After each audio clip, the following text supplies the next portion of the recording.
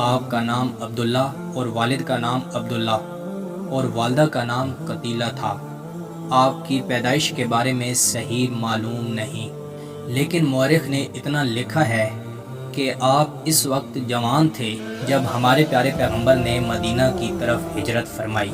اگر والد کی طرف سے آپ کا سلسلہ نسب دیکھا جائے تو عبداللہ بن ابی بکر بن ابو قحافہ بن عامر بن عمر بن کعب بن سعد بن تیم، آپ رضی اللہ تعالی عنہ کا نانا عبدالعزیٰ قریش کا بڑا رئیس تھا۔ آپ حضرت ابو بکر صدیق رضی اللہ تعالی عنہ کے سب سے بڑے صاحبزادے تھے۔ حضرت اسماء بنت ابی بکر رضی اللہ تعالی عنہ آپ کی حقیقی ہمشیرہ تھیں۔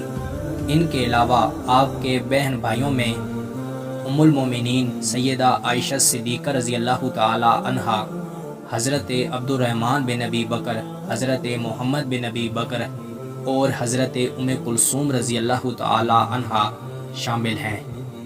جب حضرت ابو بکر صدیق رضی اللہ تعالی عنہ نے اسلام قبول کیا تو آپ نے بھی ان کے ساتھ اسلام قبول کیا۔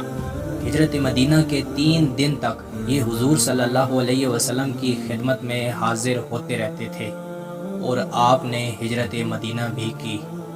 آپ رضی اللہ تعالی عنہ کی شادی حضرت سعید بن زید کی ہمشیرہ حضرت عاتقہ سے ہوئی، اور حضرت عاتقہ بنت زید رضی اللہ تعالی عنہ کی ویڈیو میں ہم ان کو مکمل ڈسکس کر چکے ہیں۔ اس کے علاوہ آپ نے فتح مکہ، غزوہ حنین اور غزوہ طائف میں بھی شرکت کی۔ غزوہ طائف میں آپ کو ایک تیر لگا جس کی وجہ سے آپ سخت زخمی ہو گئے۔ اس کے بعد آپ کی صحت ٹھیک نہیں رہی، چنانچہ ہمارے پیارے پیغمبر محسن انسانیت حضرت محمد صلی اللہ علیہ وسلم کی وفات کے بعد شوال 11 ہجری میں آپ کا انتقال ہوا۔ آپ کی نماز جنازہ حضرت ابو بکر صدیق رضی اللہ تعالی عنہ نے پڑھائی۔ حضرت عبد الرحمن بن ابی بکر رضی اللہ تعالی عنہ اور حضرت عمر فاروق رضی اللہ تعالی عنہ اور جناب طلحہ رضی اللہ تعالی عنہ نے آپ کو قبر میں اتارا۔